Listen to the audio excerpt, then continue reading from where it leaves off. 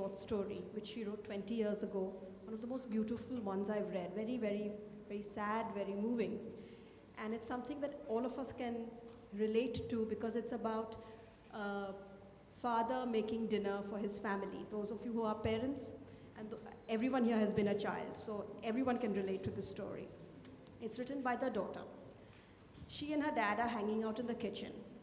Chinese family in Canada. Dad is making dinner with great care, like ritual. He knows exactly how much water to put for the rice. With his knuckle, he measures. He's bought a fresh fish in a big plastic bag, like real fresh. He'll kill it and then he'll fry it. And the little girl is, buzzing around him. She loves her dad. She loves this whole ritual. He's tried to teach her how to make rice, and she does it, but in a slapdash fashion. Not in this way that her dad does it. But she says her father never complains. He eats his rice quietly, but this is the phrase she uses. His chopsticks walking quickly across the plate. So it's like such a beautiful phrase because he wants to eat up the rice quickly, but it's also his skill, his chopsticks walking quickly across the plate. So this girl and her dad are in the kitchen. The rice is ready, the fish is cut, it's put ginger and garlic paste, it's put in the pan, and it's all ready on the table. Her mom comes home from work. I think she works as a sales clerk. She's come home, she's still got her badge on, her jacket, she takes off her jacket, 3 of them. Then the son comes home, 12 years old, just played soccer, filthy, full of mud, bad mood, comes in, sees the food. You want to continue? You're doing such a good job. Okay, I'd happily continue. The son comes home, sees the food, and first thing he says is, why should we have to eat fish? Now there's so much in that line. It's not like I don't like fish, it's almost like why can't we eat burgers? Why should we have to eat this kind of food? And the dad says, no, come on son, sit down and all that, and he even tries to pun. They watch that Yan Can Cook, that TV chef, and he says, take a walk on the wild side in WOK. It's like he's punning, come on son and all that. And the mother also says, come on. And there's cauliflower. He picks up a piece, and she says her mother picks up the chopstick, she closes her eyes and she's crunching on those vegetables. They're all enjoying their meal, and the son then takes a bite of the cauliflower and he spits it out. Then there's this chaos. The father says, go upstairs. Father goes upstairs. He's lying on the floor, beats him with a bamboo stick, like bamboo crashing into bone, she writes. And his blood and all that. And the little girl is outside watching this and screaming, and the mom comes and takes her, and there's chaos. And then the father comes down, and he's also a broken man because, he doesn't want to do this to his son. And the mom comes down, and then she comforts him in Chinese, which the children don't understand. But she says by the end of that comforting, those sounds, her father settles down. And then the story goes on.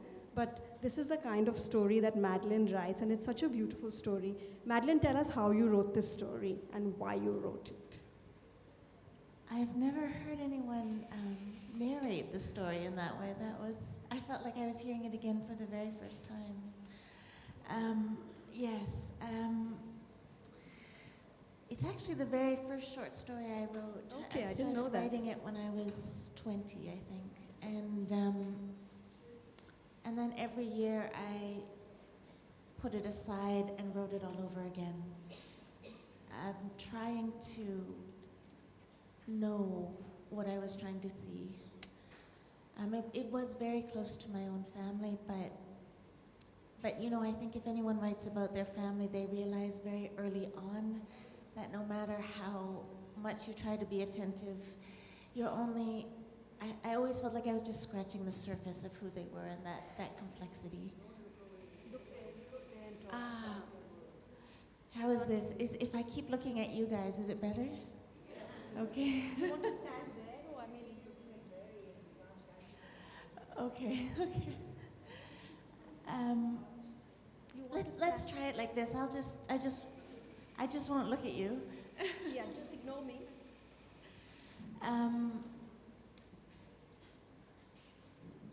You know what what I think that story is about is, it's very much about impossible love.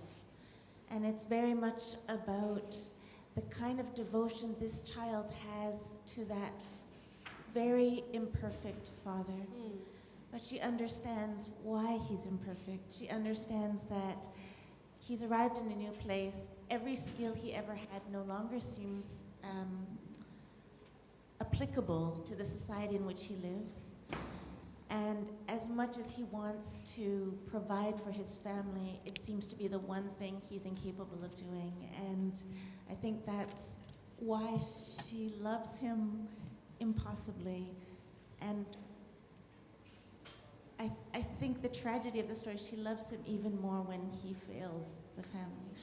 Who, the daughter loves the father even more? I think so. Like, you know, it's funny, it's 15 years later and I'm still trying to understand this family.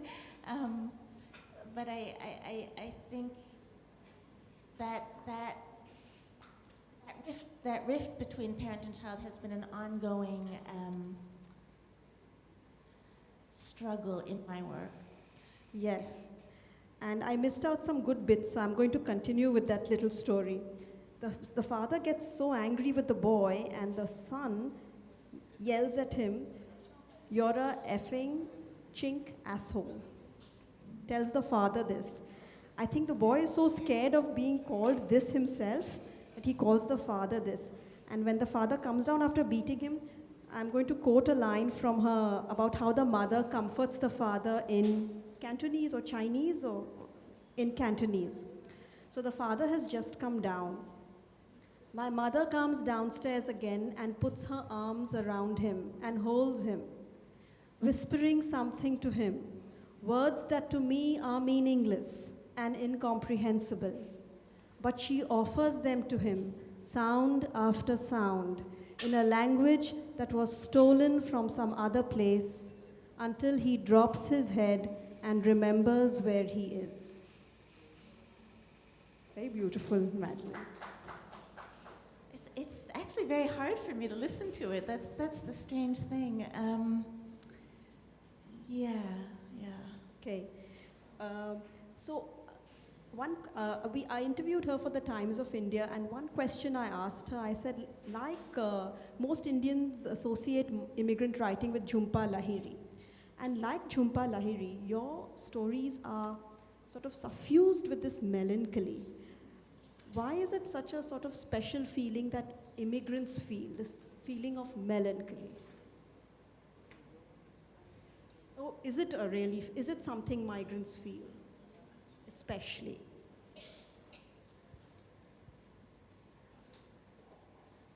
Yeah, you'd think I would have a ready answer for that. You know, I think the aftermath of immigration is a very long one. So in the case of my parents, they arrived in Canada in the 1970s and then didn't have the money to go home for many, many years. So my mother only went back to Hong Kong once in the 80s. And all I remember is when she came back, she said to me, never go back to a place that wants you less than you want it. And my father eventually left the family and then disappeared back to Malaysia for 3 months, and we thought that he would go for good. But he too came back.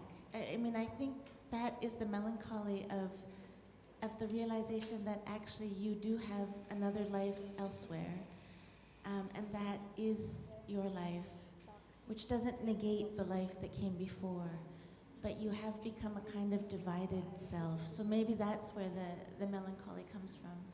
But I would also say that it took me years to also realize that it was also the English language, because humor is one of the last things you acquire in a new language. And so for my parents in English, they're very reserved. They're very spare with the language. But in Cantonese, my mother is a riot. My mother is all like waving hands, crazy jokes, like big body gestures. But in English, even her body language becomes much more contained. So I have a feeling that partly what's coming across in the melancholy is also the shift into not quite knowing how to be yourself in that other language. Madeleine, do you speak fluent Cantonese, or how do you and your parents and family communicate at home? Yeah. So my mother spoke Cantonese and my father spoke Hakka, which is a Chinese dialect, and their common language was English. So they raised us entirely in English, though they could understand each other's dialects, basically. And I learned all my Cantonese from satellite Hong Kong television and from my aunts. So I have a very childlike kind of Cantonese, and also I can say things like, "You killed my brother, and now I will take my revenge." That's the kind of Cantonese I have. Can you say it for us in Cantonese? No, please, come on. Nei satse ngo go go go mo. I forget the rest. All right. Okay.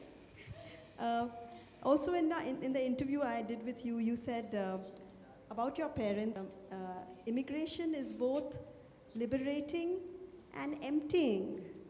How does it empty you? Or how does it liberate and empty you? Oh, I think for my mother, the liberation was really clear. Like, I feel like, she grew up in Hong Kong, studied in Australia, married in Malaysia, and when they came to Canada, my dad really had a hard time assimilating or adjusting. And so my mother became the sole income earner for a long time. And I think for my mother, it was very liberating. And she's very pragmatic, skillful, quick, clever. She likes being in the world. It really suited her much more than being a stay-at-home mother would have. For my father, I think it was kind of like what I said earlier. It was what he knew about the world no longer seemed to apply. And a kind of dignity that he required. He didn't know how to attain it. It was like in your hometown, you're used to walking through the world with a kind of respect. And that didn't happen naturally in Canada. Did you start writing as a young girl? When did you have a diary? How did you start writing all your thoughts and all that? Yeah, I made up a lot of stuff. Well, my parents were working a lot. Like, it's typical, very typical immigrant story that my mom was working 3 jobs. My parents weren't home very much. We had to occupy ourselves, and we occupied ourselves with books and with fantasy and with writing and with really things we shouldn't have been doing. And I did keep a diary, but when I was 16, I burnt it. Why? It was too personal. Okay. It was almost like it was like another part of me that was so close to home, that was like existing in the world, but a bit outside of my control, if that makes sense. Do you regret burning it? That I wish I could read. Like, do you feel I wish I could read my 16-year-old self now? No.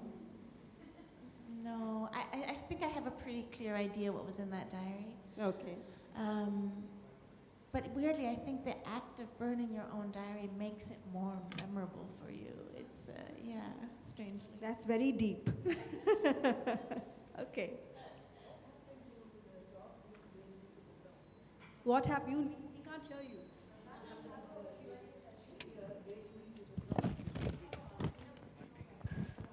I think that was a typo. I don't really know where that title came from for the talk. I saw it today too in the paper. This talk was listed as "Race Me to the Top," and I'm not sure where that came from.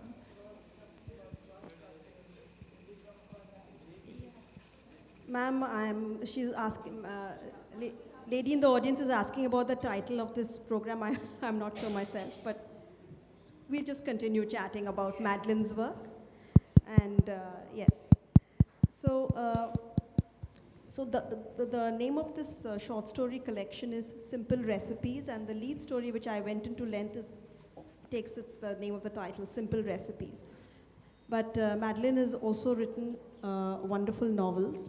One is called Do Not Say We Have Nothing, and the second one is Dogs at the Perimeter.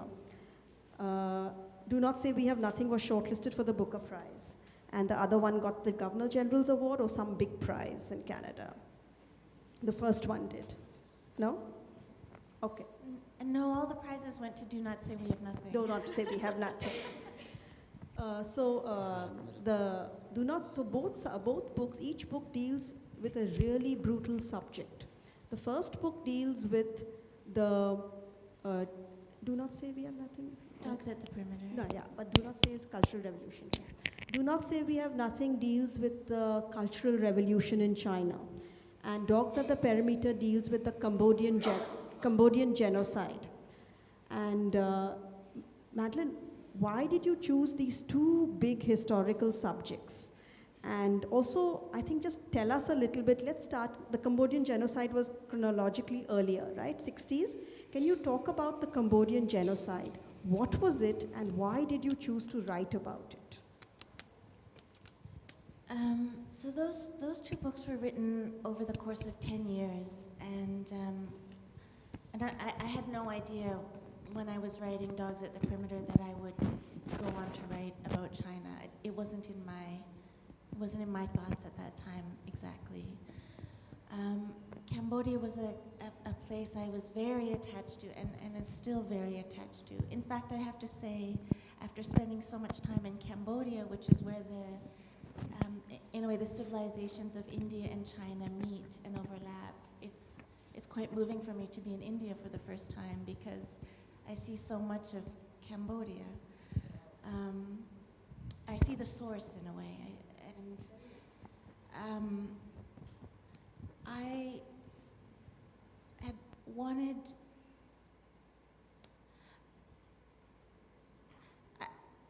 as a child, I remember the Cambodian refugees arriving in Canada, and they were all around my age, and they were called at that time, they still are, the Syrian refugees are called the same. If they arrived with no adult supervision, they were called separated children.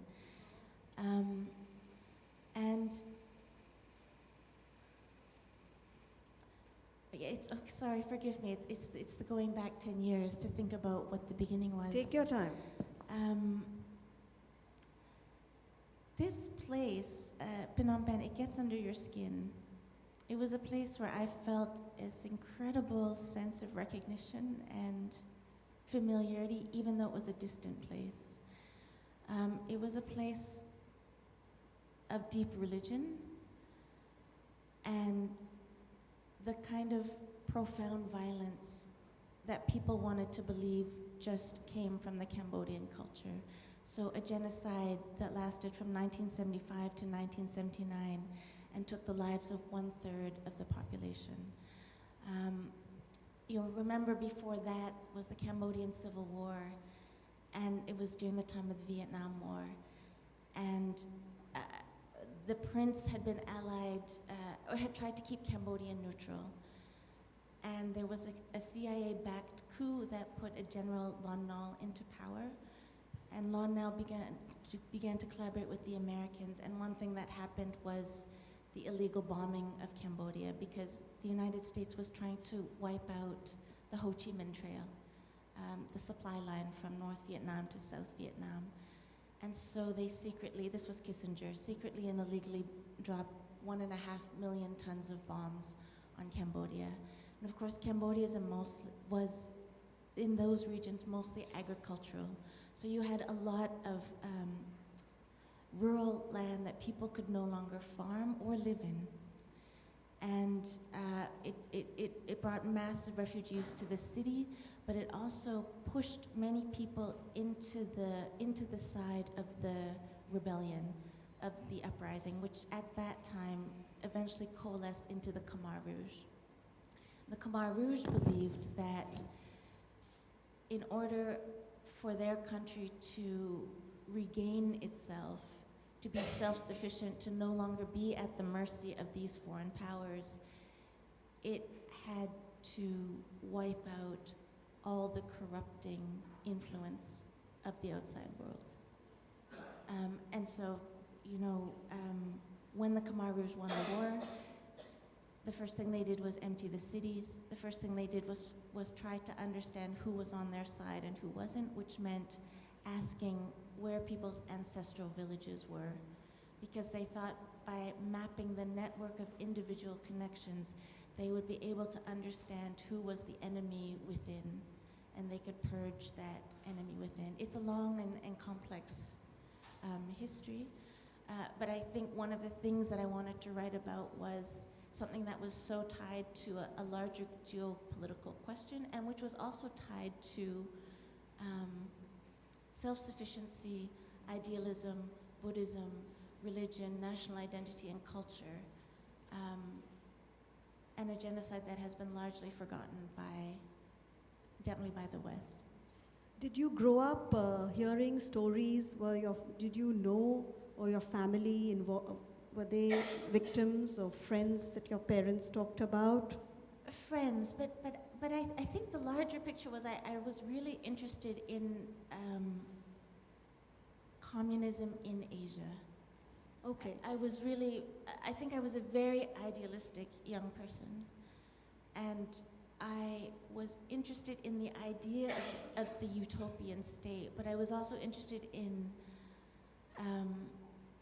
utopias as sites of violence, and how sometimes our purest ideals get wound up into our most violent inclinations. That was the troubling thing I was trying to understand about the desire for goodness and the price that we believe a society should pay to attain that goodness or justice or social good.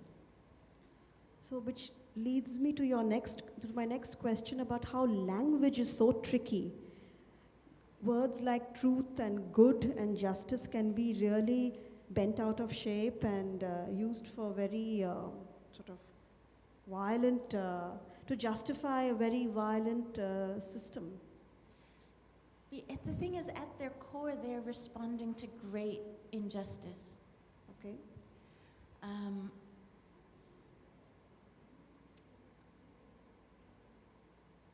And I suppose it's a question all of our societies ask. You know, if you have a society in which the hierarchical structure seems so intact, in which the level of injustice is so deep, what are the ways in which change could happen, and is it actually better to, you know, as Mao said, a revolution is not a dinner party. Yeah. Power comes out of the barrel of a gun.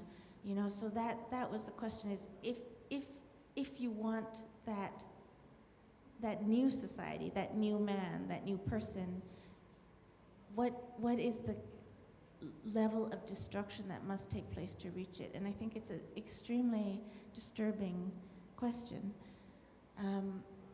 Ones that I think in the 20th century people have tried to answer in different ways, but I think,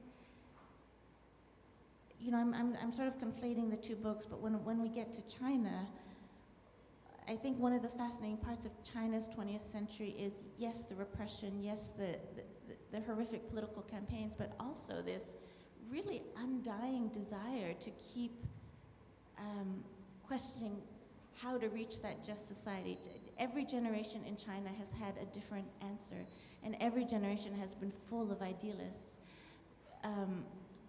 in very different ways. From the May 4th generation of 1919 through the Cultural Revolution, through the 1989 demonstrations, to a very different kind of generation today, which I think is still unfolding what's possible. What do you think of Chairman Mao? You talked about communism and Asia. I think he's had the largest impact in Asia, and the whole Cultural Revolution is the central theme of Do Not Say We Have Nothing. What do you think of Mao, and could you tell us a little bit about the Cultural Revolution and the havoc it wreaked? Yeah, so just to connect it up, you know, the Khmer Rouge and Pol Pot thought that what Mao had done in 30 years, they could do in 4. That's part of the kind of brutality of the Khmer Rouge regime. But so I wanted to look at what Mao had actually done in 30 years. Mao was one of the strange things I always fascinated me about Mao is when he was a young revolutionary, he's famous for the many, many carriages of trunks of books that he carried with him on the Long March. In fact, the story goes that Mao carried all these books of poetry and works of literature and slept on them at night during the Long March, during the Civil War. Mao was highly educated. He was actually quite a good poet. As you can tell with his ability to capture an idea in a very succinct phrase. Women hold up half the sky. So many of these kinds of lines come from Mao.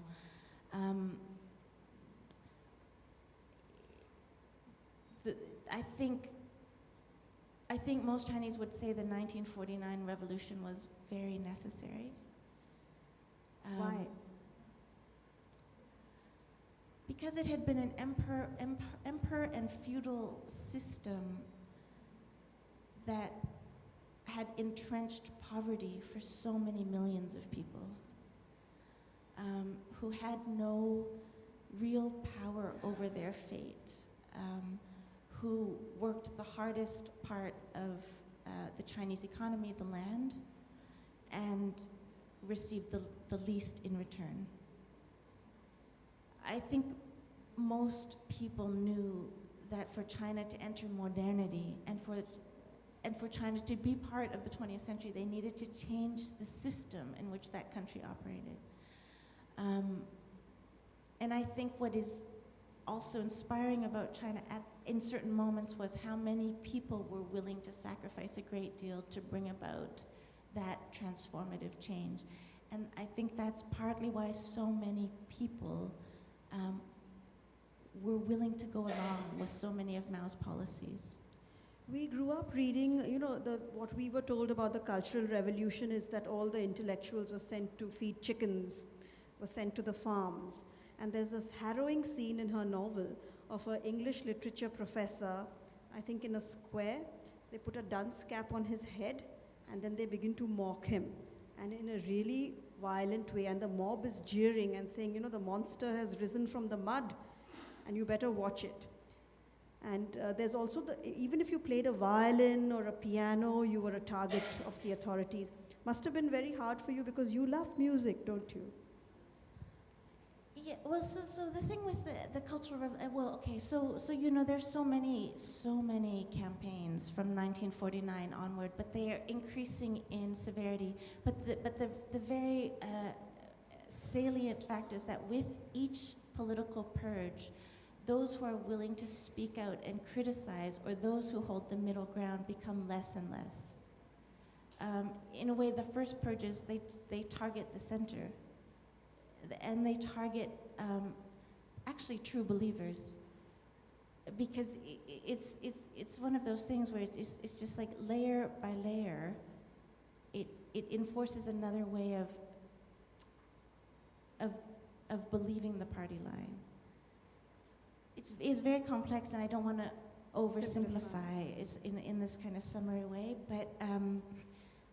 but so many things happened. But at a certain point, Mao felt he was losing power, and so he called on a younger generation, mostly high school students and university students, to protect the gains of the revolution, and these eventually became the Red Guards. Okay. But the idea was that the older generation could no longer uphold the ideals of the revolution. They had been corrupted, or they were always bourgeois and had been hiding it all this time. And it was time for the younger generation, who he said were pure of heart, and therefore their violence would be pure. It was up to them to salvage China, to save the country to a certain extent, and to dig out the impure elements that were undermining China's revolution. That was the argument. But the very powerful thing about all of these political campaigns was that, and I think we can recognize them in many societies, is that they left the power structure at the top intact and kept a kind of war of all against all underneath. So in some ways, it drew on people's idealism for very cynical ends. Thank you. We're going to ask her one more question, and then would you like to read something out, Madeleine? I don't know if I should. I don't. Do you all want to hear her read something? Why don't you read something? Yeah, you know, and the other thing that I should say about Do Not Say I Have Nothing is actually is very much about music. Yes. Music is such an immense part of this novel. It's the great heart of this novel. But I will read a part that is a bit earlier. And it's just to get a flavor. I think I'm okay if they can hear me. Can they hear me? Okay. So it's... So, a young man is sent overseas from China. He studies in the United States. After many years, he comes back. He's given the nickname Old West. He comes back with many, many books. He dies too soon, but he leaves a daughter named Little West. Little West grew up terrified of her father's books, as if they held a disease that could destroy a village. Little West packed the books into a container and buried the lot of them. Her only son, born long after she had given up hope of a child, was the apple of her eye, and she hoped he would grow up to be a proper landlord like his great uncles. Instead, the boy lost his head to poetry. The boy was a walking cartload of books. He sat at his desk, calligraphy brush in hand, gazing up at the ceiling as if waiting for words to swallow him. His bedroom appeared to float, disconnected, above the solid world of transactions, commerce, and land. She called him sometimes gently, sometimes roughly, Wen the Dreamer. He was an observant and sensitive teenager, and when the war came, it broke him. In 1949, when the fighting ended, Little West sent him to Shanghai, hoping it would restore his vigor. Books made all his pockets heavy. When acquaintances met him on the road, Wen said he couldn't stop to discuss the communists or the nationalists, Stalin, Truman, or the weather, because he was composing a 6-character, 8-line regulated verse in his head, and any variation in his path would push the words out of order. It was a lie.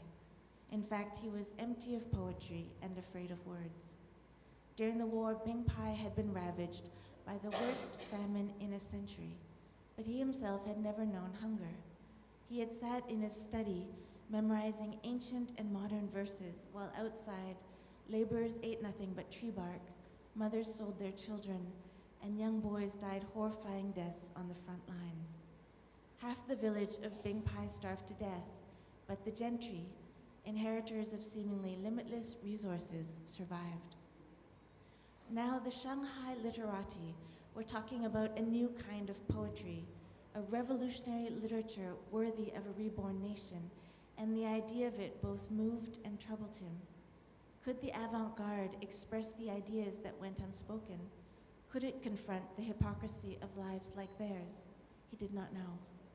When his poems came back from one of the revolutionary journals, a thick brush had scrawled across the page, "Excellent calligraphy, but your poems still sleep in their pastoral prison. Moon this, wind that, and who cares about your bloody grandfather? Wake up." He knew they were right. Wen kept the rejection letter and threw the poems away. He remembered Bertolt Brecht. "I would also like to be wise. In the old books, it says what wisdom is, to shun the strife of the world and to live out your brief time without fear. All this I cannot do." By chance, he wandered into the New World tea house. A young woman was singing, and Wen the Dreamer, perplexed and enchanted, listened to her for 5 straight hours. Afterwards, he wanted to speak to her, to commend the harsh beauty of her music, but with what words? The young woman's music contained poetry and the written word, and yet it traveled far beyond them to a realm, a silence he had believed inexpressible. Wen wanted to call out to her, but instead he watched her disappear alone up a flight of stairs. Nothing had shifted. The world was still the same. And yet, walking home, Wen felt as if his life had snapped in two. He stood for a long time looking at the muddy, sleepless river, which in the darkness was only a sound, trying to understand what had changed.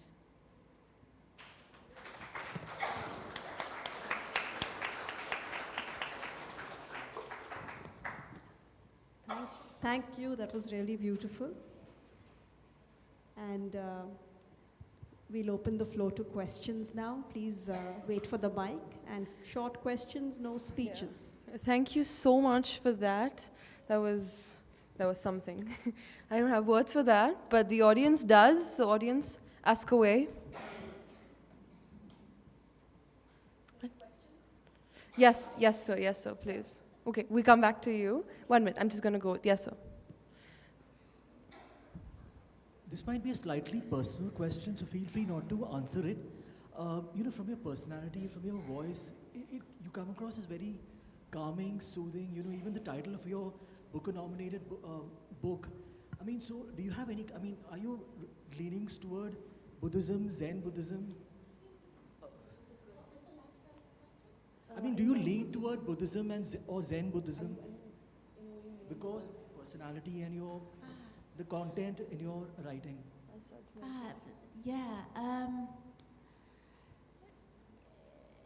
If I were religious, it probably would be the religion I feel most at home in.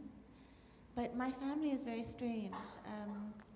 When my mother passed away, my mother practiced, both Communism, ancestor worship.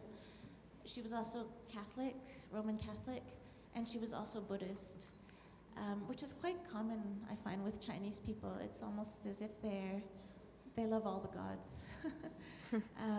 So we did all the services for her, and I think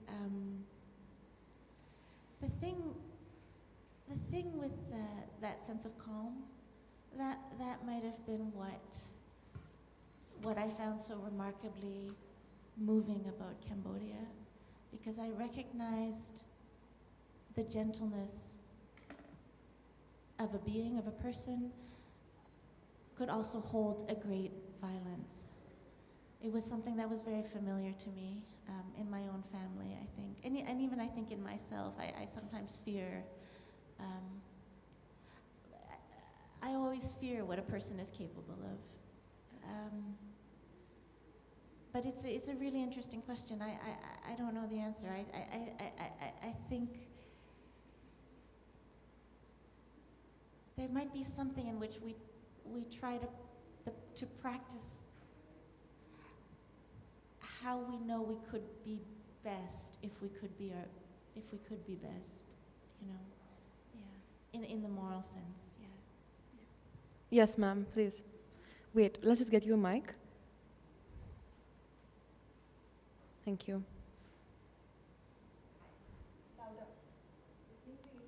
The mic is not on.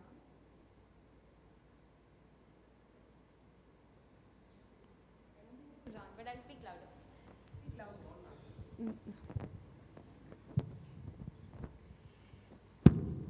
I feel like listening to you has been really inspiring because you speak about so many things at once. There's culture, you speak about music and silence and the revolution. So my question to you is, how do you, in your daily routine, discipline reading, writing, and what is the process that you feel most at home with when you're writing? Yeah. If you could share that with us.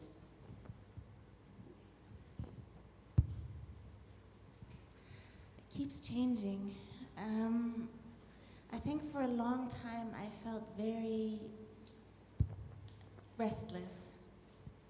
I spent a lot of time wandering in Cambodia, China, Europe.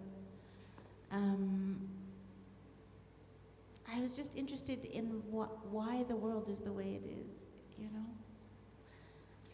And it's, I think, very, very humbling.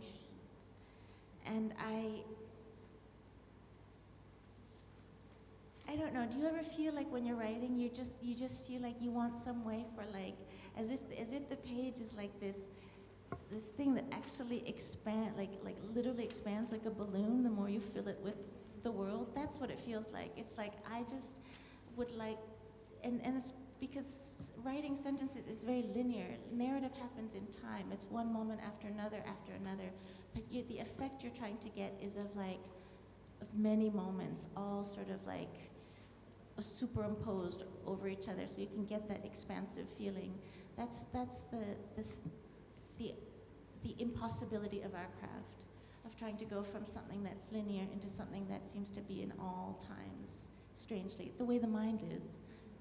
The mind, it's always in many moments at once. Yeah.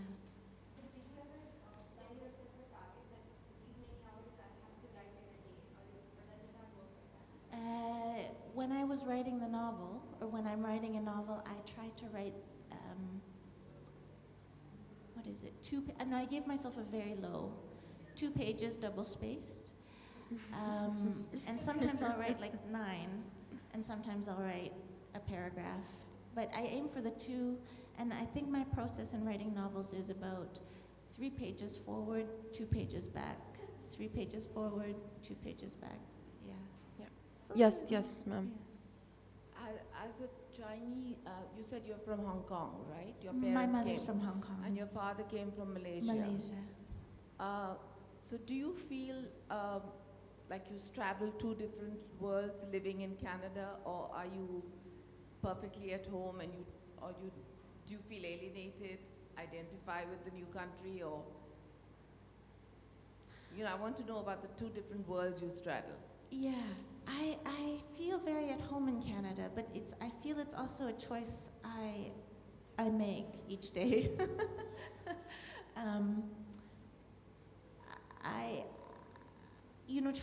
Canada goes through phases of openness and closedness, like every place, and I feel in my heart.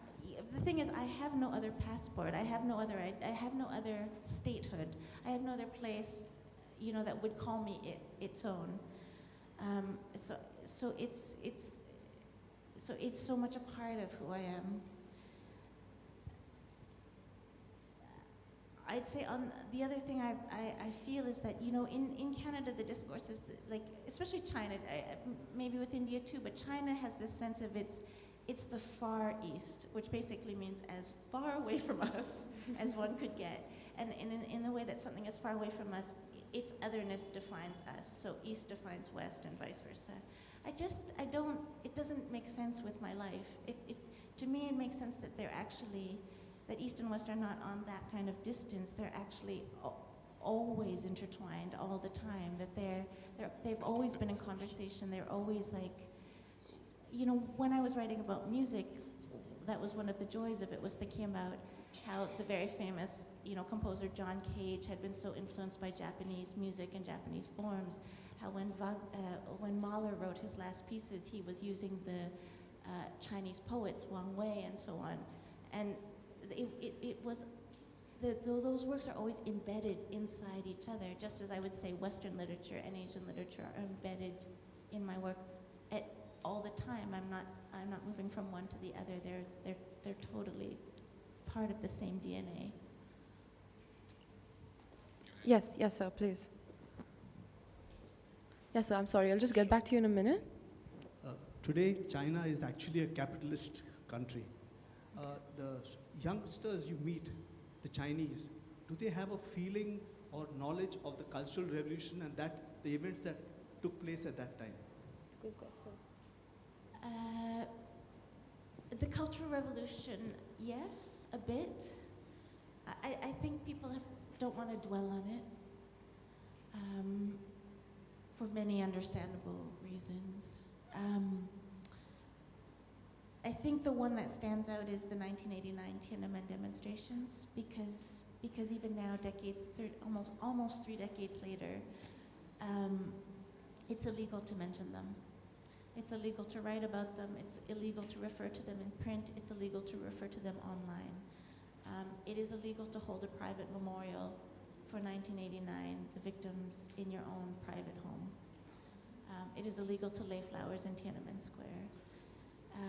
And I think that has quite successfully been erased from the consciousness of a younger generation. Because how would you, the thing is also the internet censorship is so sophisticated. So it used to be, you'd be in China and BBC comes on saying something about Tibet and the screen just goes black, dark, and it's, so you're not being allowed to see it. Nothing so unsophisticated happens like that anymore. Now you could get a Chinese Wikipedia page that just, where those pieces of information are removed. So you don't even notice that it's not there.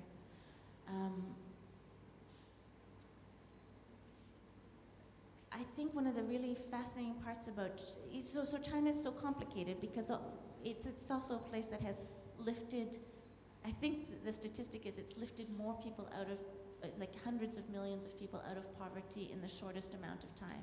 It's astonishing. At the same time, it's paid a massive price to be able to do that as well. And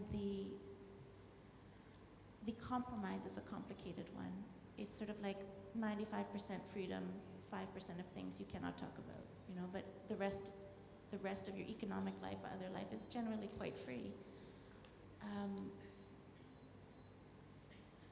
And the argument for that is that's what's necessary to keep a large country of 1.4 billion people intact and at peace. You need a strong central leadership. That's the argument, and it's a persuasive one. I just wish there was a way to acknowledge a whole other side of 20th century Chinese history in which people paid a very high cost for that 95% of the freedom. And I think it's not right that a Nobel Peace Prize laureate should die in prison. Yeah. For the sole reason that he asked the government to uphold its own constitution. I think it's also, I think that's what I would like to hear the conversations. Yes, recognize everything China has done, but also mourn. Yes, sir, please. Madeleine, thank you. It's been wonderful hearing you. And this is a question very similar.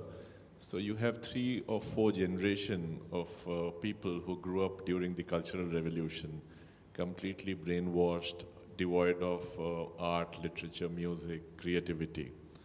And now you have the modern China, and I'm very familiar because one has traveled a lot and worked there, which when you talk to young generation, there is no history or trace of that. And they seem to be like us, you could be having young Chinese here and have the same conversation or maybe similar. So how did that transition happen? I mean, how you had millions of people who were affected for 30, 40 years, and then you have modern China suddenly. I mean, how did it happen? And I think how did it happen when for 10 years all the universities were largely shut down. A whole generation sent down to the countryside, the story that most people know. But it's almost like they plugged this desire for people to transform their society. They put a stop on it to a certain degree, and when they opened certain parts of it, people flooded out. Like the desire to be entrepreneurial, to go into business for one's own, to talk about freedom, to talk about what the Chinese state could look like. You couldn't stop that in a way. Like in the 80s, I think a lot of people think of the 80s as it's the split, it's the fork in the road. So much was discussed in the 80s, so much became possible. There was that opening up and reform policy. And then 1989 happened. Again, 1989 could have gone in so many different directions. It's incredible how close the students came to changing the nature of the government.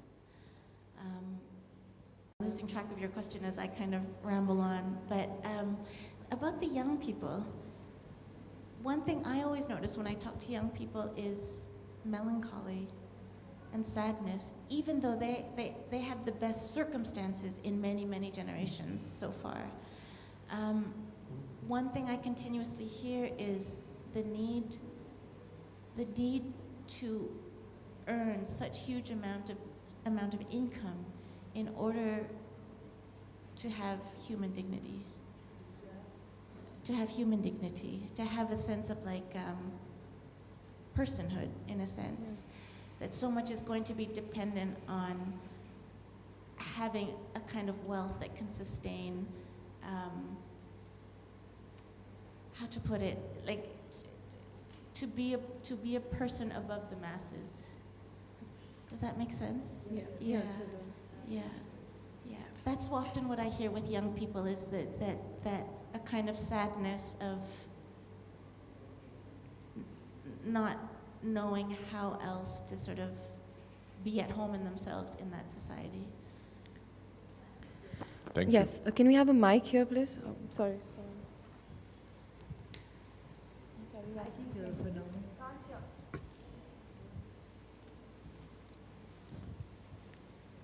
I think you're phenomenal. Ma'am, we can't hear you. Could you please be a little louder?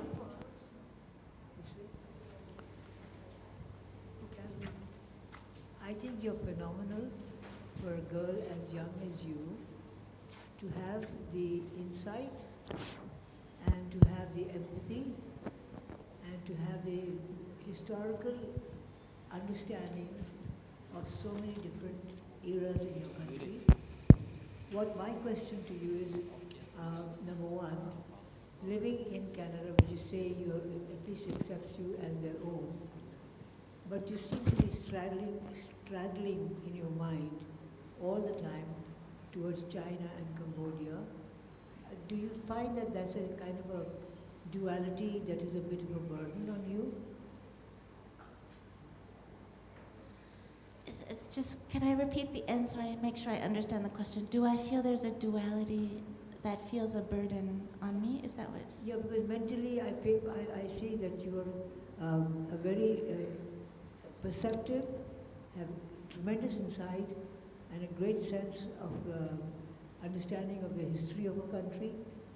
I feel you carry a huge mental burden in yourself, and sometimes I wonder, how do you find peace in your own life? It's such an interesting question because I feel in a way like I've taken the easy way out, which is No, it's not easy. It's a very difficult well, path. in the sense that